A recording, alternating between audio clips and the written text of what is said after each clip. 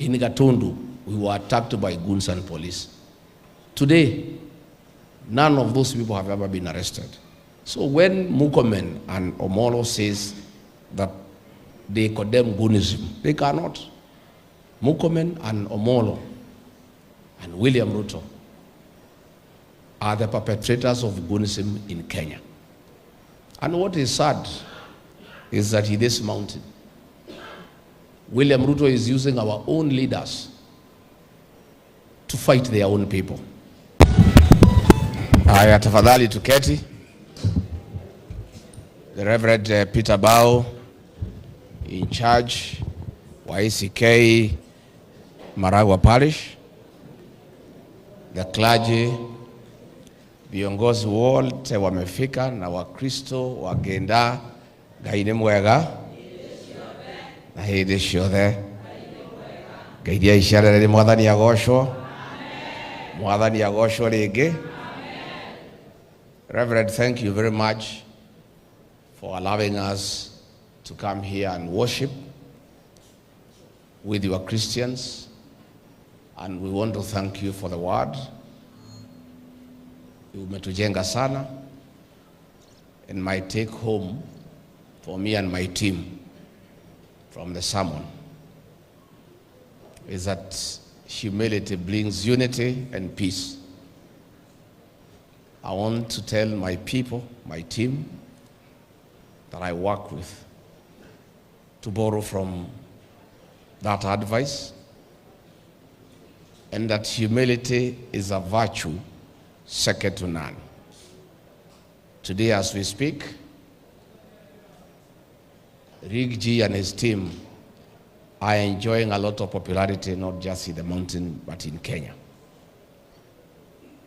Tusikubalie hiyo umaarufu iingie kichwa wetu, tuanze maringo na kujivuna, na tuanze kutapikia watu. Wacha tuendelee kunyenyekea kwa Mwenyezi Mungu na kunyenyekea kwa wananchi. My team, we enjoy a lot of support and popularity across the country. Let us remain humble before God and before our supporters, because Reverend Bao has told us clearly that humility brings peace and unity. Mimi nataka niseme mambo chache ya kitaifa, alafu niongee mambo ya nyumbani. Kaatigu siamushietike. Let me first speak to the country, and then niseme mambo machache na lugha ya nyumbani. I saw Aden Duale yesterday making a lot of noise, castigating retired President Uhuru Kenyatta and saying that President Uhuru Kenyatta humiliated William Ruto as deputy president. He made life difficult for him, and that Uhuru Kenyatta is the problem of Kenya. Aden Duale, let me tell you, don't talk about humiliation and persecution of a deputy president. President Uhuru Kenyatta never paid members of parliament to impeach William Ruto as deputy president. President Uhuru Kenyatta never sent goons and police to beat and tear gas William Ruto as deputy president. He allowed him to serve his term. President Uhuru Kenyatta never stopped William Ruto from moving around the country. He was everywhere. In this mountain, he was here every week. And President Uhuru Kenyatta never stopped him. William Ruto has done the exact opposite. He has not only humiliated and persecuted his deputy, but paid MPs to remove him from office. He has followed him at home and organized goons and police to beat him up every weekend. He has even gone after his children, making sure that they are evicted from their business premises and they don't do business in Kenya. He has even sent his cronies to abuse his wife. So, Aden Duale, don't go into that direction. The man you are trying to talk for, his record before the people of Kenya is terrible. He has behaved like an animal. Very, very brutal and extremely inhuman in the way he has treated his deputy, in office and out of office. I would like Aden Duale, please concentrate on this monster called Shah that is not working. Leave Uhuru Kenyatta alone. Tell us. And I asked you, a company that you own receives 600 million shillings every month in Dubai, when payments for Shah have not been made. Today, as we speak, Shah has liabilities up to 98 billion. And as I said, Shah will collapse in the next 5 months. In fact, Shah was in ICU last year. It left ICU. Today is a walking zombie that will collapse any minute. And Shah, when it collapses, it will have the most huge corporate loss in the history of independent Kenya. Kenya Airways and its losses will look like a Christmas party. Today, as we speak, teachers are in trouble. They were forced to move from Minet to Shah. Now they have put a capping up to 1,200, when consultation fees is 3,000 and 5,000. I want to ask the teachers of Kenya to demand from their leaders in Kupen and Nat, you must leave Shah, because if you don't, our teachers are in trouble. In the previous insurance scheme, the teachers had what is called last expenses. In the unfortunate event that a teacher passes on, we had the last expenses, burial expenses, the coffin, the hearse. In this Shah monster, there is nothing. The teachers are suffering. The teachers of Kenya must quickly tell their union leaders who have been compromised by the government to make an exit plan for them to leave Shah and go back to an insurance scheme that will take care of our teachers. Our teachers are very important. They must be fully insured, and we must make sure that they have proper medical attention if they get sick. Policemen have looked for me. They were covered by APA, a good insurance cover. Today they have been taken to Shah. They are in trouble. When their wives have to go for maternity, the teachers have to dig down in their pocket. The policemen. We want the policemen to leave Shah and go back to APA where they were. So, Aden Duale, please, you are pretending over a minister that is not working. Yet all the time you have is to abuse and castigate retired President Uhuru Kenyatta. President Uhuru Kenyatta retired as president after serving for 10 years, and he left a stable country to William Ruto. NHIF was working, the education system was working, everything was working. In 4 years, William Ruto has destroyed the country. Please leave Uhuru Kenyatta alone, concentrate on Shah. And I have asked the hospitals, especially the faith-based institutions, to make sure you collect your money from Shah before it collapses. Because if it collapses with your money, the institutions will collapse as well. And it's something that we'd like to avoid. Let me say, I had William Ruto yesterday saying that some of us who ask him questions that we are sick. According to him, anybody who says Kenya is in the wrong direction, according to him, that person is sick. I want to ask you, William Ruto, thank you that all of a sudden you have developed concern for the sick. Please, don't be concerned about 2 or 3, 4 leaders whom you think they are sick. Kenyans are sick and they are struggling. In Kenyatta National Hospital, there are no drugs. There is no food. All the money collected paid by patients through e-citizen has been stolen by your government. Please, if you are genuine that you really care about the sick, make sure that Kenyatta National Hospital has enough funds to buy food for the patients and to buy drugs for the sick people. The MCA here has said, because of SHA, all our hospitals here in Murang'a and elsewhere in the country, there are no drugs. Hata GV hakuna, no bandage, nothing, even gloves. If the way you were speaking yesterday, you care for the sick, if you are not playing politics as I think you are, make sure that our hospitals have drugs. Our hospitals have what they require so that our people can get medical care. We save lives and we make sure that families are not in anguish. It is true, you have increased prices of fuel by 40 shillings.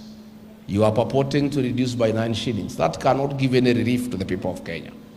And all this is happening because of conflict of interest. The so-called G2G program is your program.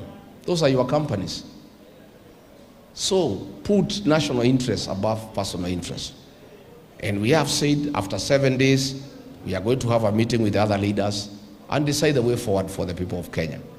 So that if you decide that Kenyans must stay in anguish and poverty, the people of Kenya will come out and tell you no. And they will do so within the law so that you can behave responsibly and stop putting personal interests ahead of the national interest. Senator Nyoto has said 3 young people were killed here in Murang'a during the Gen Z protest. Others were abducted. You said that they will be compensated, and you have put aside 2 billion shillings for that.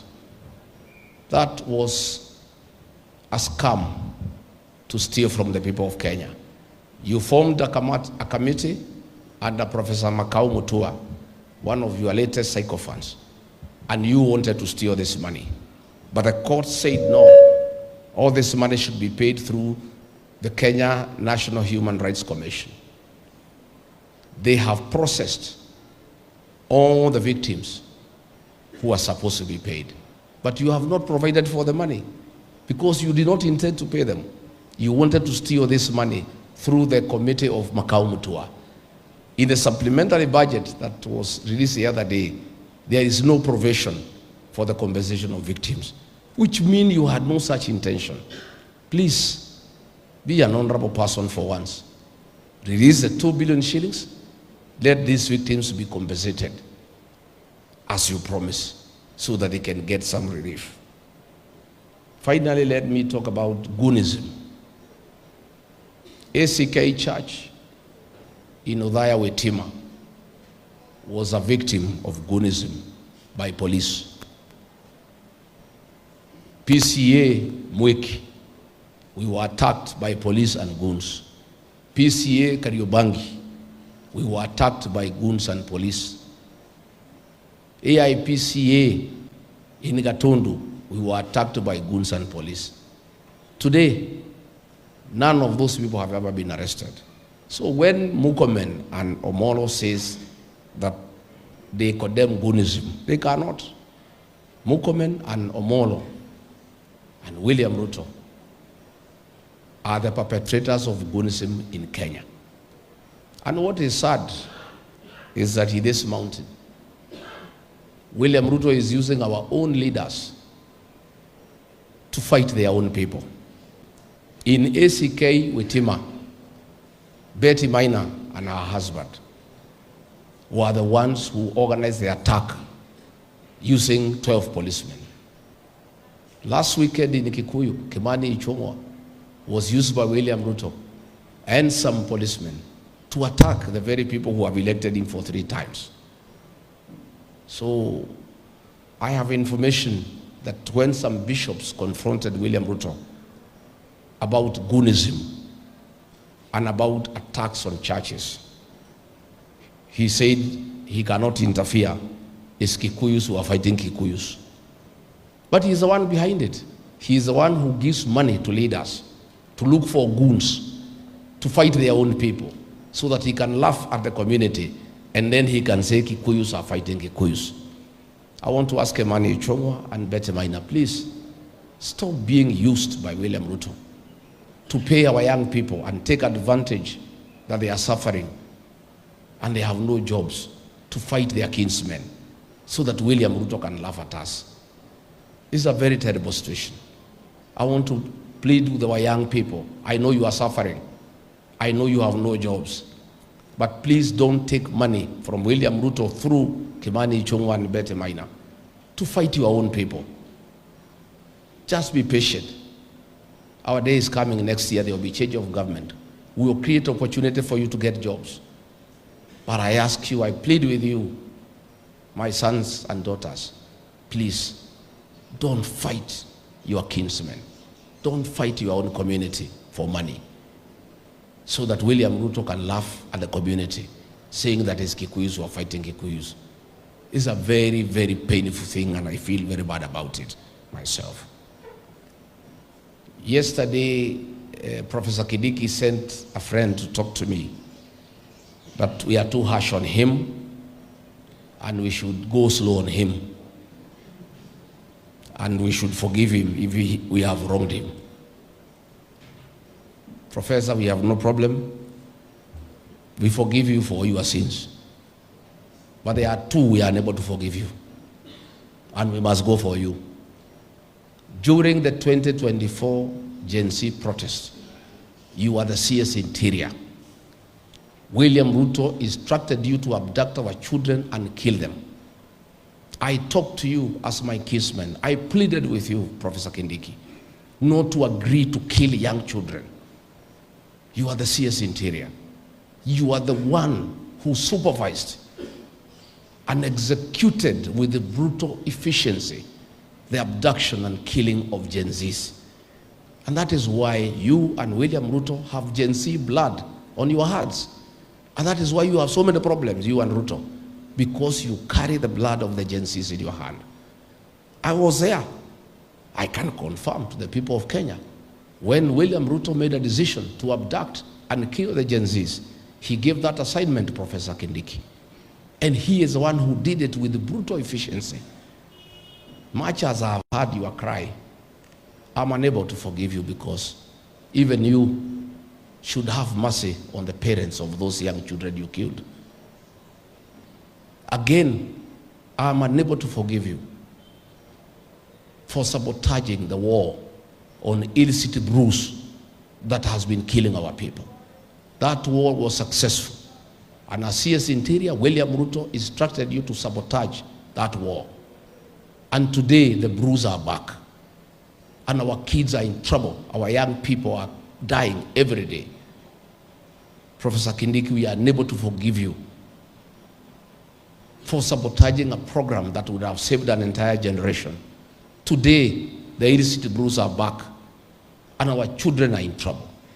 For those two things, much as you are crying, we'll make sure that you and William Ruto go home one way, for killing our children and for sabotaging